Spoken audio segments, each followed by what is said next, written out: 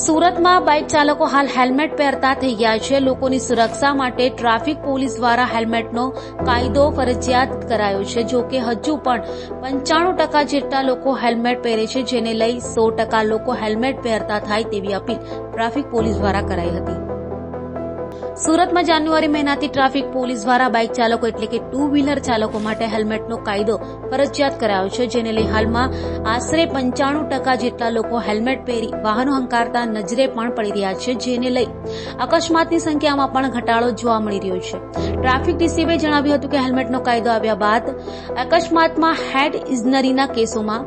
22.73% જેટલો ઘટાડો આવ્યો છે, જ્યારે ફેટલ અકસ્માતના બનાવમાં પણ 17% જેટલો ઘટાડો આવ્યો છે, જેથી લોકો 100% હેલ્મેટ પહેરતા થઈ જાય તો અકસ્માતની ઘટનાઓ બનતી અટકાવી શકાય તેમ છે। તો આ અંગે ટ્રાફિક ડીસીપી અનિતા વાનાણીએ વધુ માહિતી આપી હતી। ટ્રાફિક શાખાનો પ્રાથમિક ધ્યેય એ સુરતીઓના જીવનને સુરક્ષિત રાખવાનો અને તેમના અમૂલ્ય જીવનને બચાવવાનો છે, અને એના માટે હંમેશા સુરત શહેર પોલીસ એ પ્રયત્નશીલ હોય છે। આ પ્રયાસના ભાગરૂપે જાન્યુઆરી મહિનાથી હેલ્મેટના અમલીકરણનું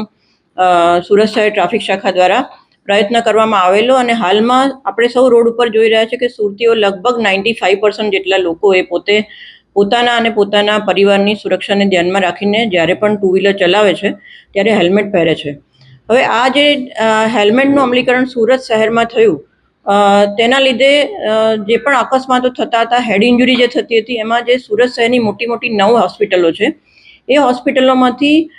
અમારી અલગ અલગ ટીમો દ્વારા ખરેખર હોસ્પિટલમાં જે એક્સિડન્ટ રજીસ્ટર થાય છે અને હેડ ઇન્જરી જે આપણને હોસ્પિટલના રજીસ્ટર પર જોવા મળે છે, કે જે ખરેખર ઘણીવાર પોલીસ સ્ટેશન લેવલે એફઆઈઆર પણ નથી થતી હોતી, એવો રિયલ ડેટા એનાલિસિસ કરી અને એવું એક ફાઇન્ડિંગ્સ અમારા દ્વારા કરવામાં આવ્યું છે કે જેમાં દરેક જે હોસ્પિટલો છે એમાં હેડ ઇન્જરીમાં જો જોવા જઈએ તો લગભગ 22.73% હેડ ઇન્જરીમાં ઘટાડો થયો છે, અને સાથે સાથે 18 જેટલા ફેટલ એક્સિડન્ટ્સમાં ઘટાડો થયો છે, જે ખરેખર એવું કહી શકાય કે સુરતીઓના જીવ બચાવવા માટે અમે જે પ્રયાસ કર્યો હતો એમાં ક્યાંક ને ક્યાંક અમે સફળ નીવડ્યા છીએ, પરંતુ હજી પણ વધારે હેડ ઇન્જરીમાં ઘટાડો થાય